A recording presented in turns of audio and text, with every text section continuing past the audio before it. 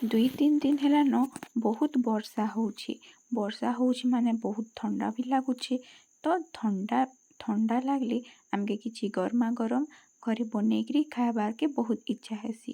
ତ ଆମେ ଆଜି ବନାମା ଆଲୁ ଆଉ ପିଆଜର ପକଡ଼ି, ଯେନ୍ଟାକି ବହୁତ ଟେଷ୍ଟି ଲାଗ୍ସି।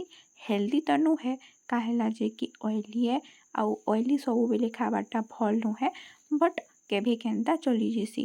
ଯେନ୍ତାକି ବର୍ଷା ହଉଛି ଆଉ ଆଜି ଖାଇବାର୍କେ ବହୁତ ଇଚ୍ଛା ହେଲା। ତ ଇଟା ଦେଖୁନ୍, ପहिले ଆମେ ପିଆଜକେ କାଟିଦେଲା, ତାପରେ ଇ ଆଲୁର ବି ଛିଲକା ଛଡ଼େଇକିରି ତାହାକେ ଏଖେନ୍ ଆମେ କାଟି ଦଉଛୁଁ ପତଲା ପତଲା କରିକିରି।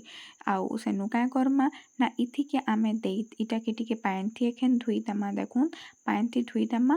ଧୁଇ ସାରିଲା ପରେ ଇ ଯେନ୍ ଆମର୍ ଯେନ୍ ପିଆଜର ଯେନ୍ ପାଖୁଡ଼ାଗୁରା ଅଛି ନା, ସେଟାକେ ଆମେ ଖୁଲି ଦେମା। ସୋ ଦ୍ୟାଟ୍ ସେଟା ଭଲସେ ମାନେ ହେବା, ପକଡ଼ି ବନାଲା ବେଲେ ଭଲସେ ହେବା। ଇନେ ବେସନ ଦେଇଦେଲା, ଇନେ ଗୋଟେ ଆମେ ଗ୍ରୀନ୍ ଚିଲ୍ଲିକେ କାଟିକିରି ଦେଇଦେଲା, ଉପରେ ନୁନ୍ ଟିକେ ଦେଇଦେଲା। ନୁନ୍ ଦେଇ ସାରିଲା ପରେ ଇଥି ଆମେ ପାଣି ଟିକେ ଦେମା ଆଉ ଇଟାକେ ଭଲସେ କାଁ କର୍ମା ନା ଘାଣ୍ଟି ଦେମା। ଘାଣ୍ଟି ସାରିଲା ପରେ ଇଟା ଘାଣ୍ଟି ଦେମା, ତାପରେ ସେଠି ଆମେ ତେଲ୍ ବସେଇଚୁଁ।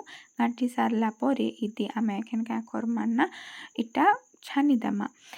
ଛାନି ସାରିଲା ପରେ ଇଟା ଆମର୍ ମସ୍ତ ଗରମା ଗରମ ପକଡ଼ି ରେଡ଼ି ହେଇଗଲା ପିଆଜ ଆଉ ଆଲୁର। Thank you.